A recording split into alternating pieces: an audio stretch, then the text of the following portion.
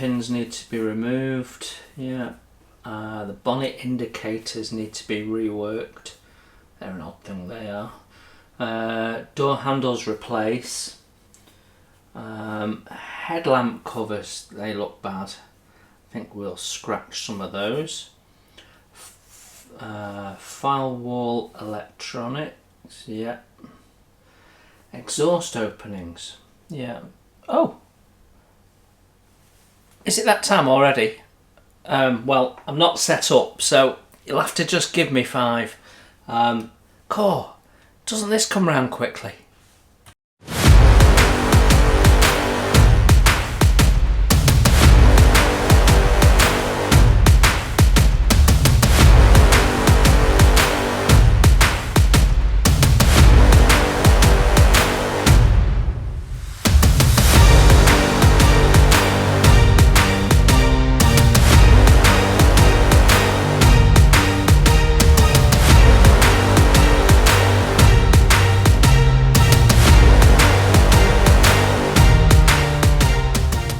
Right, I think we're ready. Hello everyone, welcome to Model Kit Stuff. My name is Jason.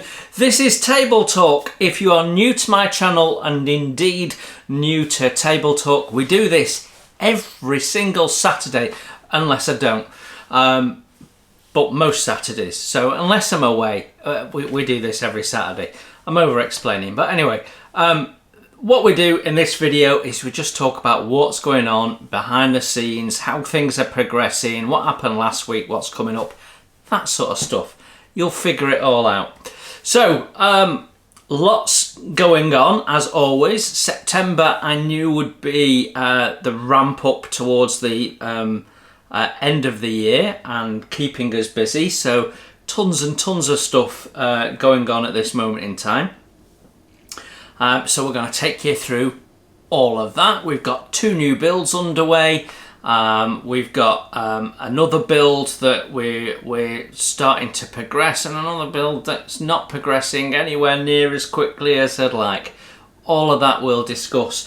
Been a bit of a tech week this week. Lots of things going on in terms of tech. So including what will be quite an amusing story. I guess we should share that. So let's see. Let's go right the way back to I think Sunday. Let me just check.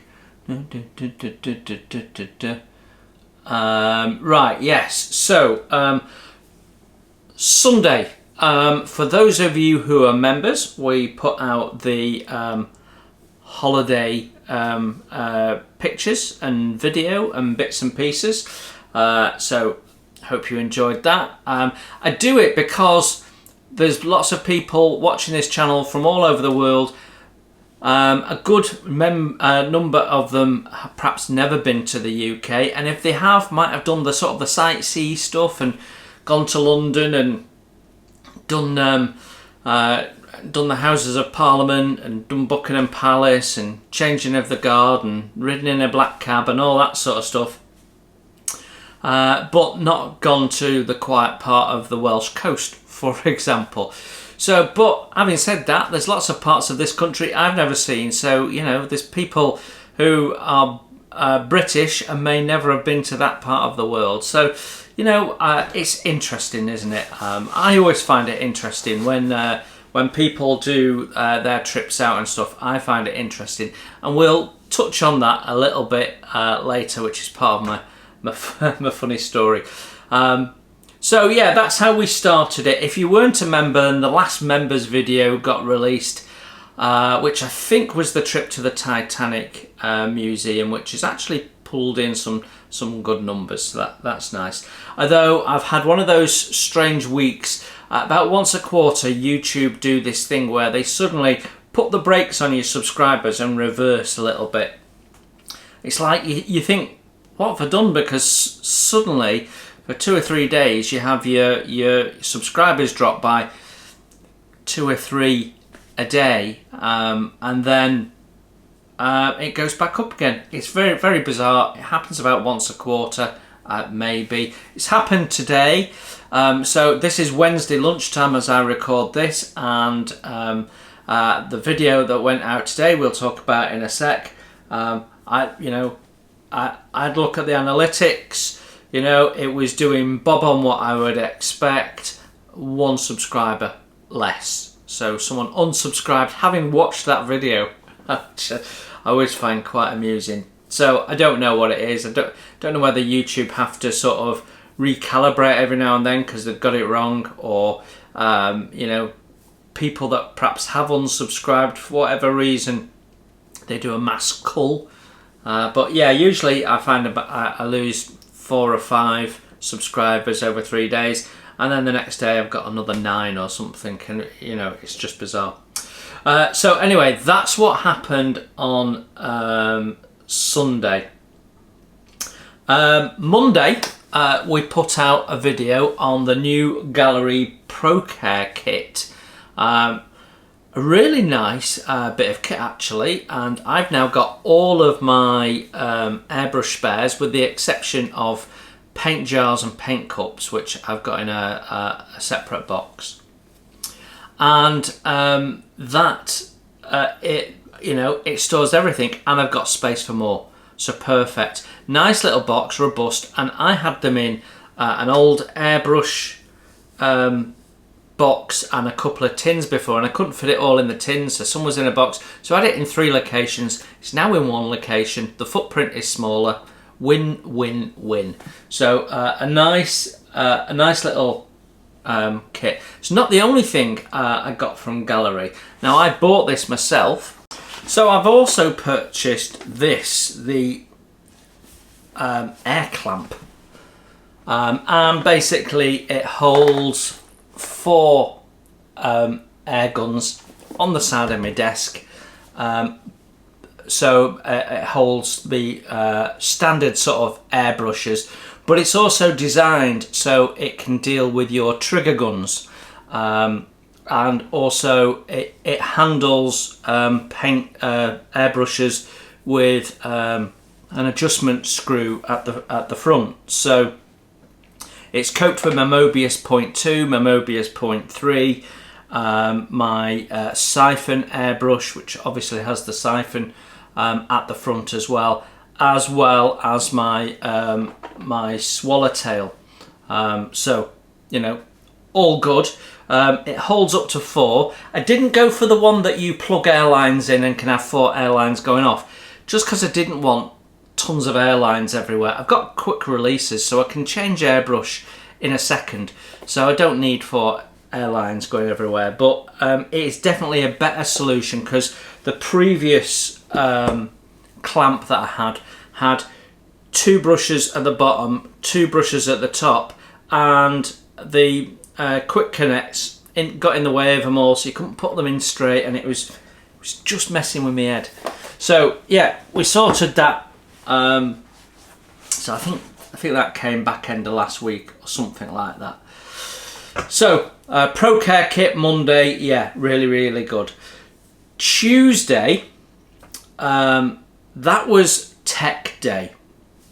So back end of last week I started having a problem with my aging iPad. I came to pick it up and it was really hot. In its leather case, it was really hot. I could, the case was almost burning my fingers. It was that hot, and I thought, wow, there's something going on here. So I took it out of the case, switched it off, let it cool down. I came back the next day, switched it back on, and immediately I could feel on the back of the iPad that it's not in its case anymore at this point, was starting to warm up. So there's something wrong. Maybe a fan's failed and it's not dispelling heat or something like that. So I've been meaning to get around to replacing it and updating it anyway, so that was the trigger. So I got a new one. My God, they're thin these days. So this is my new, the 11-inch, I think it is, iPad Pro. Look at that.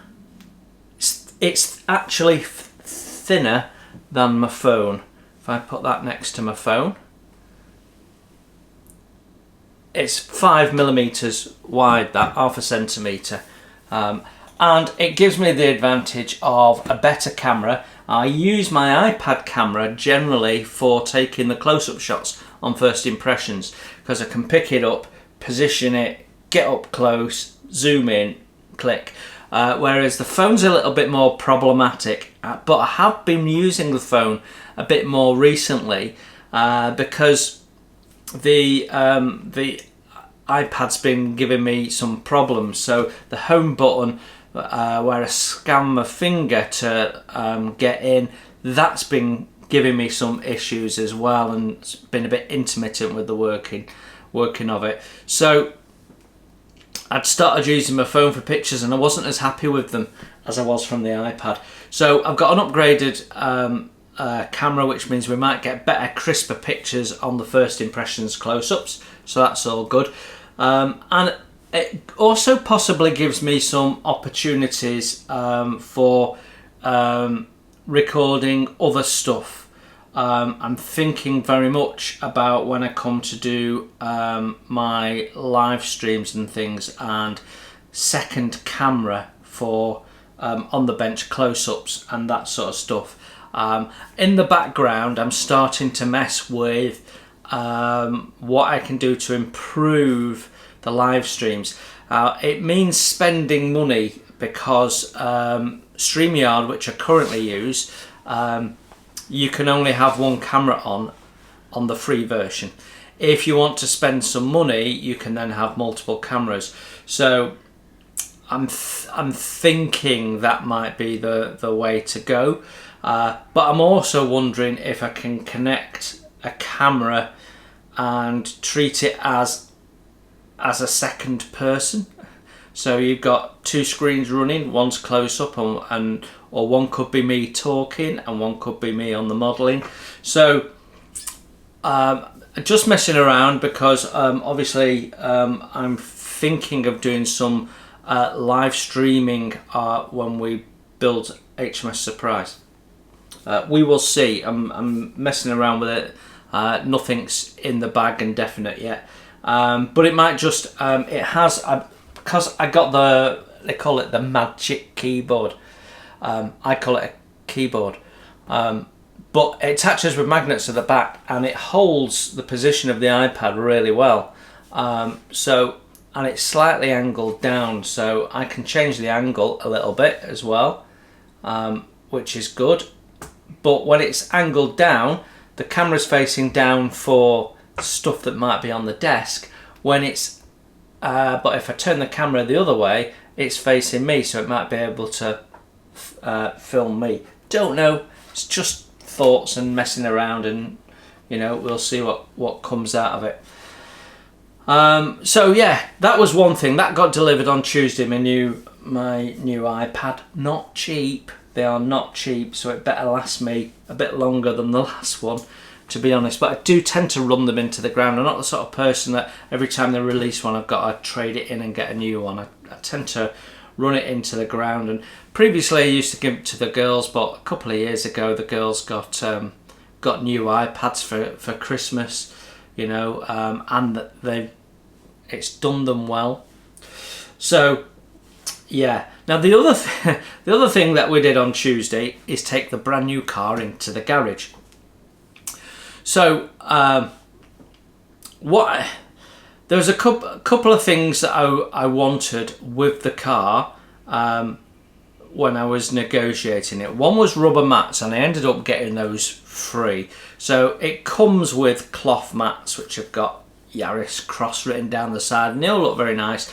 But the trouble is, bits of leaf and twig and all that sort of stuff, and we have a lot of those in our car park, get stuck into the knotty car park, and they look great when you put them in, but they're black, so they show up every mark, and after about a month they look rubbish, and after a year or 18 months they look dreadful. So I prefer to replace them with the rubber ones because I can take them out, especially with kids. I found, you know, who are mucky and muddy and generally not clean. You can take the rubber mats out, I can hose them down, I can scrub them with a brush in the car park, and get them sparkly and they're like brand new when you plop them back in. So I've been using rubber mats for years, and they've always worked well for me. I probably need them less now than ever before. With, you know, generally there's only ever 2 of us in the car these days. It's either me and Paula or me and Alice as a rule. But yeah, so the other thing that I wanted was a dash cam. There's been an increase again recently of people doing false accidents, so emergency stopping in front of you to try and get you to ram into the back of them so that they can give you a claim and claim against you and claim some money and claim for whiplash and all of that sort of nonsense. So I thought, put dash cams in and you know, job done. They also record your speed, so if I ever get a speeding ticket, which I don't get, just jinxed that, didn't I? You know, I can always look back and check and verify it and argue if I want to. It just seems like a good thing to do. You know, they're not super cheap, but they're not massively expensive in the grand scheme of a new car. But I didn't have them fitted when I bought the car, because if I had them fitted, they just add it onto the invoice. And of course the car it's been taken out with a car loan, and so I'm paying interest on that loan, and those so you're not allowed to pay the car off for 6 months, so I've got to wait for 6 months before I decide whether I'm paying the car off or not, or reducing the payments by paying a chunk off, or whatever I'm gonna do. It depends on where I feel I am. But I didn't put the cameras on because they would have just put them into the big invoice, and then I would have been charged interest on the cameras. So I'm not going to do that, because if I have them fitted separately, I just pay for them. So yeah, it's cheaper basically. That, you know, didn't fall out of the tree yesterday, so I caught that one. So what I generally do is I give a car a couple of weeks, see if I've got any snags. Most of the time I never do. I had a snag about 15 years ago on a brand new Toyota Yaris, I think it was, and there was a little bit of a rattle, and it turned out that the dashboard was slightly rattling against the glass. And what they did is they just packed some foam in between the glass, the windscreen glass, and the dashboard, and it never happened again. So what I do is I wait a couple of weeks, see if I've got any niggles, and I've not really had any niggles, so happy with the car. So I then booked it in to have the dash cams fitted. So I had these fitted, 300 and something quid, front and rear dash cams, and then you download an app on your phone, and what happens is it records videos constantly, but they're in 3-minute chunks. So it records for 3 minutes, stops, immediately starts the next one, and then they're kept on their cloud, their servers, for a month, and then they drop off. So by doing that, it means that every journey I've got recorded and I can access through my phone. So the lady at the garage set all the app up for me. So I got there, she sat in my car with me. Amy, thank you very much. Not she's watching this. And she sat there and she set it up and she explained how it works, and she got the app running, and you know, she said things to me in this ear, out that ear. Brilliant. I could see the videos. I could see the videos of the car going into the shop to be cleaned and all that sort of stuff. So it was working. Fabulous. It makes a little beepy noise to tell you it's recording. I decided I don't want to change that. She showed me in the menu, you can change it in the settings. If you want to take that off, you can take it off. So I thought, right, okay. I said, I'll have a play when I get back. So I drove back home, parked in the car park, and couldn't get my app to connect to the cameras because I wanted to go in, change the setting and get rid of the annoying little chime it plays. It goes ding, and then when it starts recording, it does 3 little beeps, and then when it stops recording, it does 3 little beeps in an opposite tone. And I just don't want annoying noises, so I know I can switch them off. So let's go in, but I couldn't get it to connect. So I got more and more frustrated. You know, I'm not tech savvy. I absolutely am not. So then I remembered she'd said that the box with the instructions in will have been put in the boot. So I went to the boot, got the box out, came into the house, got the instructions out. The instructions are quick install instructions, not helpful at all. QR code. Okay, scan the QR code. QR code's not working. Took me to a website, but it was too small to read anything. So then got on big computer, went on the website, got the manual, downloaded the manual, read it, and went, right, okay, so you've got to press that button for 3 minutes to connect to the Bluetooth, the Wi-Fi. Maybe I've missed that or not done it properly, or so I went back to the car, sat in the car, still couldn't get it connect. Unloaded the app, re-downloaded the app, still couldn't get it to connect, and now it's got a picture of a different dash cam, and I'm getting more and more frustrated, and I hate tech. And so at that point there was nothing more I could do. I had to come in, make tea. It was modelling night. I wasn't gonna waste my time trying to set that up. Then this morning I went to do the food shop, so I left the house at 6 a.m. to go to Tesco's, and I get in the car, switch the car on, and car's running, and I heard the camera go ding. So okay, I know the camera's recording at least, even if I can't retrieve it. So I just tapped on the app, and lo and behold, all the videos are there, and I can see it's recording out of my windscreen. So it appears that there's a massive design flaw with the cameras, and it doesn't work if it's switched off.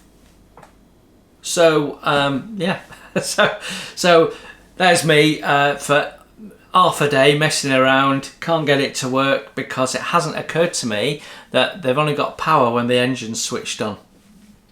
Go figure that. I tell you what, getting old isn't doing me any favours. Every year that passes, it gets worse. So yeah, anyway, it's all running fine. Problem in chair, not in device. So that was Wednesday morning. I come back with my shopping and get the shopping away, and it's 1 minute to 8 o'clock. And what happens at 8 o'clock? First impressions. So first impressions of the new tool Wessex. What a cracking kit that is. Beautiful, beautiful kit. Now I'm going to be building this with Gaahleri. Really looking forward to that. It's been a long time since I've done a buddy build, and probably going to do it after the Eagle build. Now, Gaahleri said that he was sort of thinking probably I'd get to a new year, but actually I think we might just tuck it in at the back end of December with a bit of luck. I always underestimate these things. There's two things you can guarantee. I always underestimate how long it takes to build something, and I always overestimate how much paint I need. Two things I always do. So yeah, a lovely, lovely kit. What I find absolutely baffling though is how you can get a kit so good, such fine moulding, such high levels of detail, and then immediately before it comes out a kit that is designed by someone who's carved it out of wood to make the tool. It's that bad. That it has very few redeeming features, the Stalwart kit, other than it's a Stalwart. So we will be building that. I've got aftermarket parts for it. I'm just waiting to see if there's any photo etch comes out and we can further enhance it. But the more I did that first impressions of the Wessex, the more I thought, how has the Stalwart come out of the same company? And they must have a different designer doing the vehicles, and it's not doing them any favours, because the Ferret wasn't to the same standard as their aircraft kits either. So what a real shame. Yeah, don't know, but they can't treat vehicle builders as second-class citizens to aircraft builders. They really can't. They've got to do the same level of detail and effort for everyone. But at the moment, that's not happening with Airfix. But the Wessex is stunning. And my only real annoyance with that kit was not having weighted tyres. Now, it's not going to affect me. I'll build it sat on there, but they should supply weighted tyres. Because the whole tyre is visible all the time. It doesn't tuck away. So they should give you weighted ones if you want to do it in flight. I've no doubt there'll be aftermarket stuff coming out for that, because quite frankly, Airfix are going to get tons and tons and tons of iterations out of that. They'll be re-releasing it with different ones next year. Wouldn't surprise me if at some point it becomes the club members one with something special and weird as a decal option, because there's so many iterations used so widely that they could release it every year for years and still it'd be different. So that brings us to Friday, which was last night for you. If you're watching this on Saturday, it might be a few days ago, I don't know. But for me, it's still 2 days away. And I've been a little bit uneasy about this first Eagle 1 video, because there's no building in it. It's introduction, and it's a little bit different to introductions I've done before, where we've looked at what paints I'm going to use and all that sort of stuff, because we're focused on the show quite a bit. And the real reason that I did that is because, and I've recorded that video before the live stream when we talked with Peter about the shows, but I'd already recorded it. But I have to talk to people who possibly have not seen the channel before, so have not heard any of the conversations we've had in Table Talk or the live stream. And I have to talk to people who perhaps do not know the show, have never heard of the show. Certainly one of my members said he'd never watched either Space 1999 or UFO, so I'm there thinking to myself, right, okay, this can't just be an introduction and I assume everyone knows what an Eagle is from Space 1999. Although I largely do. I largely think that, you know, it's no less iconic than the General Lee, is it? Or the TIE fighter or an X-Wing fighter. It just isn't. So, I don't know. I guess more people have watched Star Wars, and you know, my kids wouldn't know what an Eagle was if it wasn't for me banging on about them, but they would know what Star Wars was. So, you know, that's just the passage of time. They don't know what the General Lee is either, you know, because, you know, schools don't teach them important things anymore. Which, hold on to that thought, because we'll be coming back to that at the back end of the video today. So, yeah, I was a little bit worried about it. So the format that you've got there in that video, you will get again. You will get the what's coming up this episode and all that. That's been deliberately done to emulate the TV series and give us a feel for the TV series. The little section towards the end showing what's coming in the next episode, you're not usually going to get. I put it in at the last minute to sort of, it occurred to me that we need to grab people and show them that it's actually a build of a model kit. So I put that in. some clips of the footage that I've already filmed of me building the model, which are early on, and I know will be in the next episode. So yeah, I don't know what people will make of the first one, but I felt like it needed to be done. I needed to introduce the show. I needed to introduce the build and how I plan to do it, because there is different ways of tackling it. So there you go. That's what we got up to last week, and it segues very nicely into what we got up to on the bench this week. So largely one build on the bench this week, although in fact we did work on two. So let's start with the General Lee, which is my Wheelie Things entry for the members only group build. I'll show you what I've done. There you go, I've done that. Now that might not look like much, but at this moment, and counting because there's still some parts in, that was chromed in the kit, and I have de-chromed it, just using household bleach. And when you've de-chromed it, I've got to be honest, you'd struggle to get a 3D printed part that was finer. It is pretty damn nice, that moulding, really, really nice. So the bumpers and the rocker covers are still in the soak. So I started this about 8 o'clock last night. So what are we, 12, 16 hours into soaking, and there's still most of it, some of it came off straight away. So one side of the sprue had a lot lighter coating than the other side. So on the heavier side, must have been dipped twice or something like that. It's eating it away, and it's coming off unevenly, which means that it's thick in places and not in others. But the plastic parts look so much better for it coming off. And I was actually asked a question today in the members section as to, why do manufacturers chrome these parts? Is it common practice to strip them? And why are the manufacturer chroming them if everyone strips them?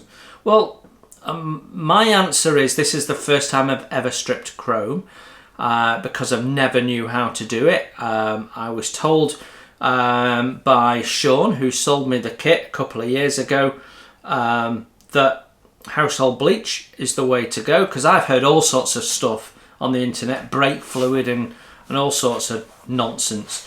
But I could do this with a household product that costs 55p a bottle, and all you do is pour it on, put it in a little Tupperware container, and let it soak, and it dissolves away, and it's so much better for it. But yeah, it needs to be done, because these wheels that were chromed should actually be a slight metallic grey with aluminium trim and maybe chromed wheel nuts. So yeah, you need to strip it all off. So yeah, that's what we've done with the General Lee. It's not the only thing we've done, but it's the only thing we've done in terms of actually progressing the build. The other thing I've done, as I alluded to at the start of the video, is I've done my list of things that we need to tackle in the kit. So I've gone through every single part in the kit and looked at it and decided whether it's okay and just needs cleaning up, which most of them, that's where we're up to, or whether I need to replace it, or whether there's things missing, or whether there's things wrong. And yeah, I mean, most of it is in the interior. So the lap belts are moulded onto the seat. They look horrendous. I'll just read you through this. So replace the lap belts, replace the roll cage. So they've got a full roll cage. There's full roll cage was only ever used in General Lee 1 and 2, and they removed the back seats to be able to do it. And I can't remove the back seats because they're moulded in, and the roll cage is wrong anyway. So I need to scratch build one that's correct. Window winders on the doors, they need scratch making. Add a CB radio. Armrest lock in the center console, there's no lock for it, so we need a little round key opening. New carpet. Steering wheel's awful. Roof lights missing. Roof linings missing. We'll come back to roof lining in a sec. On the floor pan, there's all sorts of electrics which need replacing in the engine bay. Body, it's got bonnet pins. They need to be removed because it shouldn't have body indicators. So as you sat in the car looking out, there's little indicators built into the bonnet. They're the wrong shape. Door handles, remove and make new replacement ones. The headlamp grills are shocking, so I need to make new ones of those. Firewall electrics need to be removed and replaced.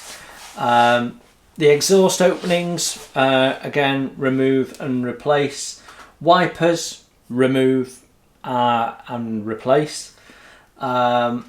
Replace the locks on the doors. Scratch build an aerial, scratch build a CB aerial. Scratch build bonnet hinges. That could be a hinge that allows me to put it into place and take it off, or it could be a fully functioning hinge. We will see, I don't know.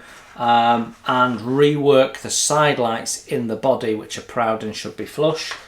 Engine, we need to wire the dizzy, which means I need to find the firing sequence, which I now have already done. So I've got the firing sequence for a Dodge Charger. Lots of different engines, but the firing sequence is always the same.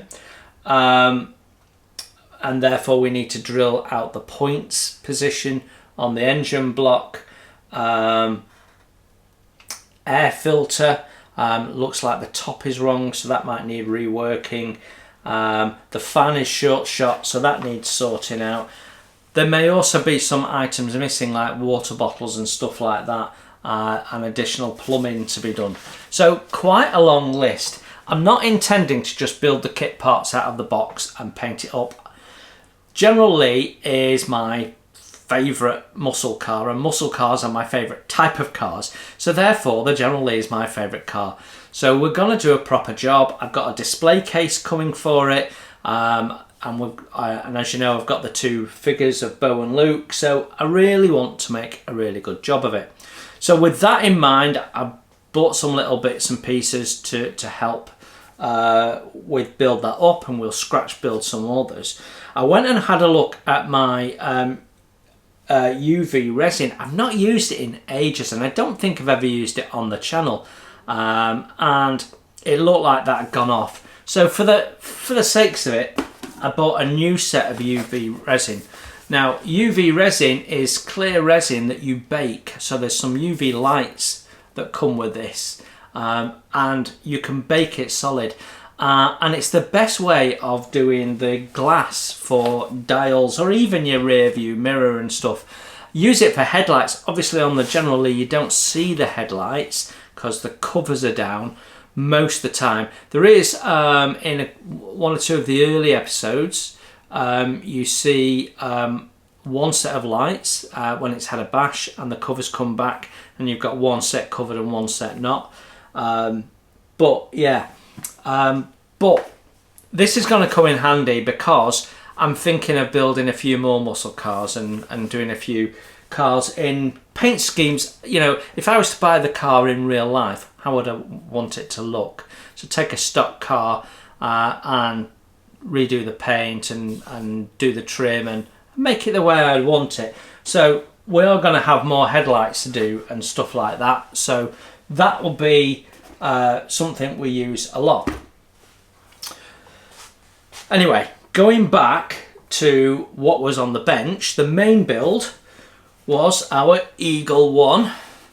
You'll all recognise that. So that's all built up with the exception of the engine bells, and the standalone feet. That's because this is all going to get painted white, possibly with red stripes, still not decided.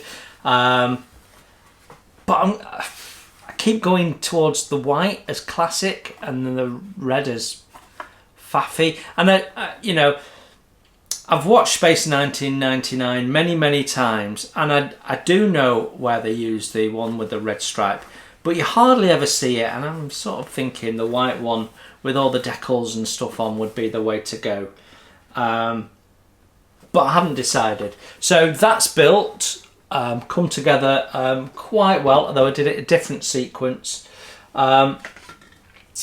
The nose cone, my plan is to leave it loose so I can take the back piece off and we can see the inside with the figures. It seems that that's going to be fairly doable. So the glazing's been put in, it's ready for masking. That was a trial, take you through how to make that sit properly. As designed, the glazing doesn't sit properly in the command module. And then we've done the 4 shoulders, which has the landing gear comes out, and I've written on which one they are because there's port, starboard, front and back. Make sure we get them right. So they're built up, ready for fill and sand and what have you. We'll do some filling before we prime. So the next thing to do with the Eagle is the 2 box sections either side of the pod, and then we've got the framework that goes around them, one for attaching the command module and one for attaching the engine bells, and then we've got the framework to do across the center which joins it all up. And when that's all built, that's when we can start painting and having some real fun with it. So lots to do. That stuff probably came together quicker than the rest will because there's going to be so much seam cleanup on all the tube stuff. So we might not get much progress, but that's okay because we've got the Panzer 1 videos to get out through the system while we're working on this the Eagle 1. And it's interesting because the Panzer 1 video has all the magic ingredients for a successful video. It's a tank, it's a model, and it's Tamiya.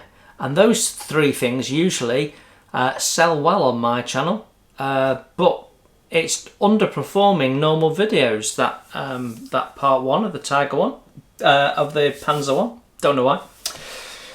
Right, so that's what happened on the bench. I still haven't clear coated the colours, so I haven't quite finished doing the paint video.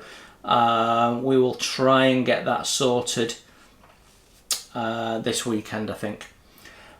So stash ads, well, I haven't bought any kits for a while and that continues to be the case. I have bought some bits and pieces for the General Lee. So we've got something coming that I can use to make carpet, something coming I can use to make the lap belts. I've got replacement locks. I've ordered photo etch windscreen wipers, which come in various sizes within scale. So I'm hoping that we'll be able to do something with that. And then because I'm going to remove, I haven't done yet, but I'm going to remove the windscreen wipers. But I won't do that until I've received the windscreen wipers, the photo etch ones, and built them up. And I'm sure I've got replacements that work. Although the General Lee is driven around a lot without windscreen wipers. You see it a lot without the wipers on. They take them off because when they jump in the car, it's got plexiglass in, not actual glass in the main. But not only that, it interferes with the camera, so they take them off so they can shoot through the windscreen. So you often just see the spigot from the motor sticking out through the bodywork. So I could go that way if I wanted. There you go, there's a plan. But I've ordered windscreen wipers, so let's see what that looks like. I've been umming and ahhing about buying some stickers. So I can't get better decals than what I've got in the kit. And the kit comes with no dial decals, which is annoying. And you can get generic decals, but I could just paint them because they have got moulded shape on. But the original General Lees have a checkered flag and a Confederate flag crossed on the back valance, but been behind the back window, and then it got removed because it was too much of a pain to keep trying to have it made up and put it on. In fact, in one episode they take it off, and then they've had another one made, and the flags have been put on in the wrong place. So instead of having the checker one on the left, you've got the Confederate one on the left. So you know, but I can buy 1/25 scale stickers, which are to replace stickers on a die-cast model, I believe, and they have the flag on, and also the number plates and stuff, which you don't get in the kit. So yeah, possible that we could get those, but I'm still umming and ahhing. But it's not the only thing I bought. So we've talked about this. We bought the UV resin kit. We will do a product review of that. It comes with all sorts of cups and bits and pieces for mixing the resin, 2 bottles of the clear resin, and you can use it for all sorts of stuff. Then I've also bought this, and we'll do a tool review of this. This is a vortex mixer, and it's just why you should look around outside of modelling tools for modelling. So you can buy a dedicated modeller's paint shaker, you know, and spend £60 on it, or you can spend under £20 on this. So vortex mixer. It's not got a big footprint. You plug it in, you press down on it with your bottle, and it shakes, and it creates a vortex because it mixes that hard. So originally used for mixing things in test tubes in labs. We've got them at work. Then used by tattoo artists for mixing inks and for mixing nail varnish. So if it can do those, it can mix paints. And actually this one does say hobby paints as well on here, as well as nail polish, tattoo inks, labs and schools. So it's brilliant. They reckon it'll mix in 30 seconds. I would completely agree if it's a non-metallic. If it's a metallic, minute and a half maybe. If it's been agitated before. It also came with mixing balls to pop in. So great little tool. I'll be doing a tool review of that. So when you're thinking of buying tools and you see these things that some of these model tool specialist companies come out, just have a look around and see if you can find something similar outside, because it's a bit like fruit cake and wedding cake. Both the same thing, but you pay a lot more for a wedding cake, I can assure you. And that happens with modelling tools. So it's worth looking around, because you can pick these things up on Amazon for next to nothing. Right, that's stash ads and stuff like that. So what is coming up next week? Right, well, I'm hoping on Sunday to have the classic showcase out. We will see. Time depending, we'll have the classic showcase out. Then on Monday, we have possibly a first impressions coming out, and possibly a vehicle for a change. All depends on time. If doing the classic showcase means that I haven't had time to do the first impressions, then I'll do the classic showcase on the Monday. So I just don't know how that's going to come together yet. Wednesday could well be part 2 of Lady Eleanor, or could be the tank first impressions. We'll see how. how it pans out. And then Friday, on my plan it says Eagle Part 7, bit behind on my plan. Friday is likely to be Panzer Part 2. So that's the very loose, don't hold me to it plan for the week coming up. We may have another members only video coming out as well. I've actually got quite a few stacked up, and it would be nice to get some of those out.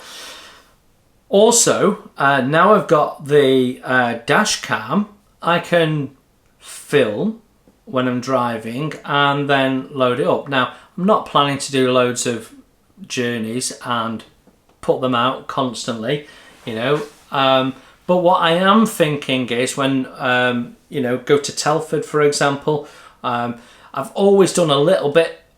When Daisy was with me, she filmed a little bit, sort of the lead in. But it might, you know, when I'm stuck on the motorway on the M6 and it's belting down with hailstones and stuff, and that's on camera, that might be a nice intersection to start my table talk, you know. So it's going to give me a few more video opportunities. I don't know what the quality is going to be like. We'll have to see. But yeah, I mean, it's all video footage, so it's, you know, it's all got value if I deem that it has.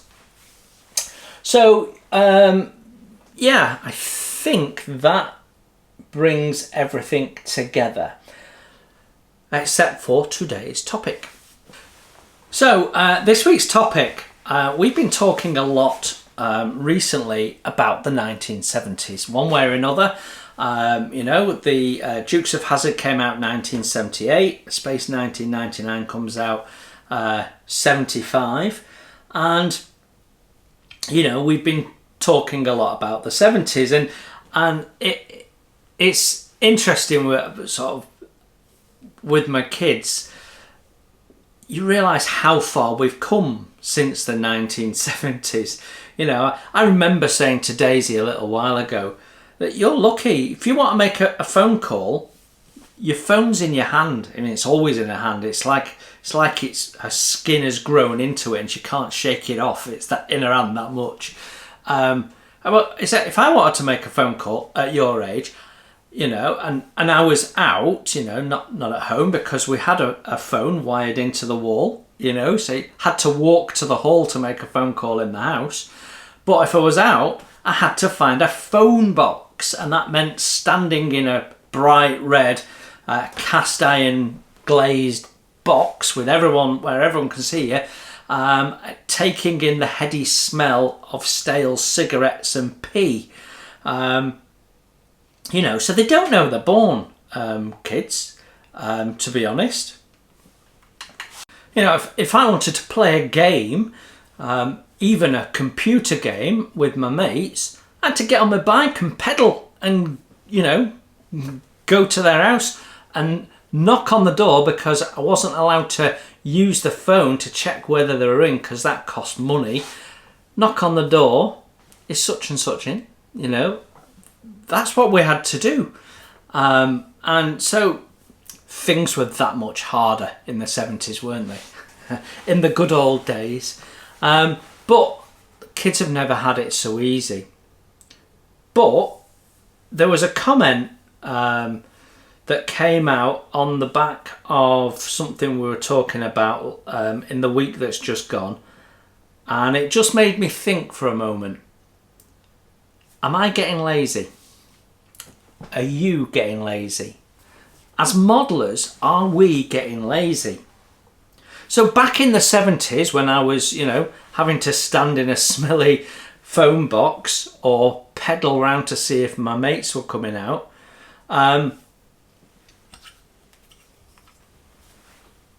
this is what I had as paints.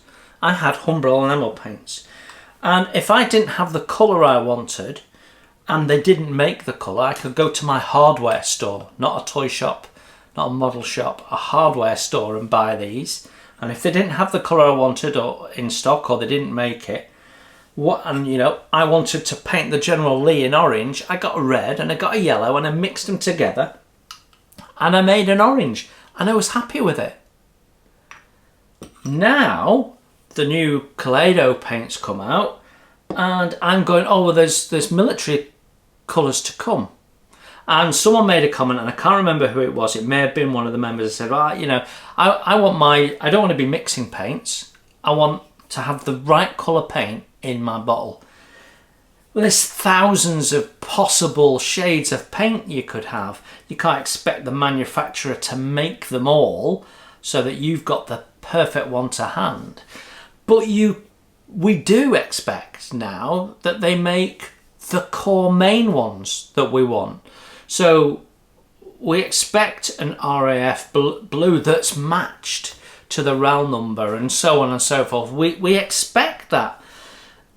Is that us getting lazy? Because, I mean, that started to come along with Vallejo, who started bringing out these paint sets, and then MiG jumped on it, and then after that AK jumped on it. And, you know, is that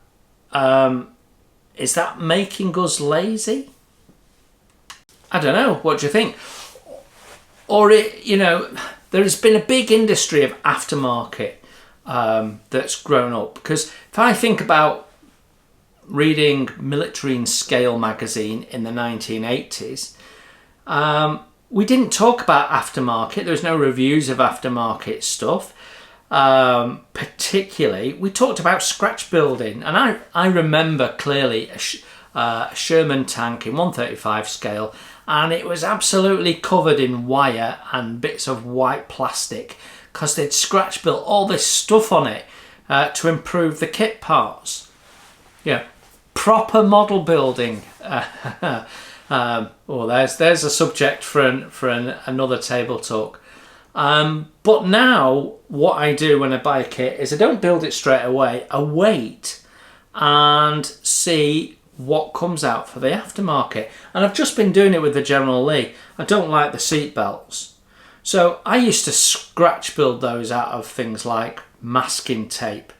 Now I'm looking around to see if I can find a match online, and I'm going to spend £6, £7, £8 on something that I'll use a small amount of and then not have a need for the rest of it, when I could have scratch built some out of masking tape and effectively cost me nothing, and maybe a little bit of wire for the clip and cost me nothing because I've got a tray full of wire. Am I getting lazy? Are you getting lazy? As a hobby, have we got lazy? I mean, people talk about it being an expensive hobby, but it's as expensive as you make it. If you buy just the base kits and you build just the base kits, it's not that expensive. And I'll always argue that, you know, the more expensive the kit, the bigger, the more complex it is, the longer it takes for you to build it, actually the cheaper it's become, because your ratio of effort and time to spend gets greater and greater. So, you know, when you compare it to other hobbies like, you know, making cakes or something, it's a good return for your money, and I was going to say it doesn't make you fat, but actually it sort of might do. But you know what I'm trying to say? We've got in the habit of wanting instant gratification. We want alternative decals. We want alternative options. We want better tyres. We want the paint ready mixed, ready to go, the perfect colour for the one we wanted. Are we getting lazy? Could we do much of that ourselves? Have we lost those skills? Are we actually still modelers, or is it a bit like mechanics that have become technicians? Used to be a day you took your car in and they repair it. Now you take your car in and they charge you for replacing the parts, you know, which is not as good for the environment. It's much more wasteful and it costs us more, but that's what we expect. It's what we do. You know, these are trained as technicians to fit new parts and rebuild cars, not repair parts and keep it running. You know, and there's all sorts of conversations around that, but it's where we've got to. We've become much more throwaway and we've become much more instant need. And is the result that we're losing our ability to build models the way that we did when we were kids. You know, a generation ago, we were doing it very differently. I mean, in wooden kits, you used to get a sheet of wood with this blue wiggly line printed on it, and then you had to get a fret saw and cut the parts out yourself. And of course, that meant that you had tolerance issues between 1 to 3 millimeters you could be off, and then you put all your bulkheads in your frame and they're not square, and then you've got to sand some of them down to make them fit, and then you've got to shim some of them up to make them fit, and you're gluing bits of cardboard on to make the bulkheads come out and make it smooth, ready for the first planking. That's why people were scared of planking, because it used to be an utter nightmare. So some things are actually a benefit, and we've moved on for the better. But in other things, I wonder if we've just got lazy. You know, so I was looking at the steering wheel for the General Lee. The steering wheel in the kit is dreadful. It's not straight. There's some of the arms are crooked. They're thick. They're chunky. They're the wrong shape. They haven't got the right detail. And part of my brain was going, let's get some photo etch and cut out some ones. That'll look so much better. But I still had a search on the internet for 125 scale steering wheels to see if I could find a 3D printed one I could just buy and plug in.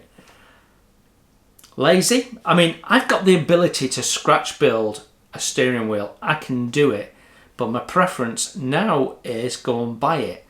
And I don't know why. I don't know why that's happened. Do I think that the bought steering wheel will look better than the one I could scratch made? Possibly. But I don't know. I mean, some of you that I'm talking to are relatively new to the hobby, and you're used to a world where you buy the kit and then you buy the aftermarket if you wish, and super detail it. You're used to that. But I've grown into that. That's not where I started off. And you see a lot of people of my age still fundamentally build the kit out of the box, because that was the option. That's what you did. And then, you know, scratch building and modifying and improving it, that was for the experts. And, you know, when I was 10 in 1980, you know, I was in awe of these people that did all of that. And, you know, I'd branch out and put a little bit of netting on and a bit of camouflage net and feel really proud of myself. But it was nothing like what they were doing. But you don't see that in magazines anymore. You don't see people scratch building. You see people making corrections and using instant products for instant solutions. That's what you see. So I'm asking, have we got lazy? Do you feel you've got lazy? Do you automatically think about buying aftermarket? Or do you consider whether you should try and make the part first and only go to aftermarket if you can't make it? Does anyone do that anymore? I don't know. As to whether I've bought a steering wheel or I've scratch built a steering wheel, you will have to see in due course in the video. But yeah, interesting, isn't it? The good old days when everything was better. Was it really? Was it really? I think having my mobile phone to hand is definitely an improvement on those phone boxes. Yeah, don't know. Have we got lazy? Should we be mixing paints? Should we be building our skills rather than paying for someone else and somebody else's skill? Don't know. Let me know your thoughts in the comments below. Really interested to know what you think. That is it for this week. So have a fabulous week. And until I next see you, you enjoy your modelling. Bye for now.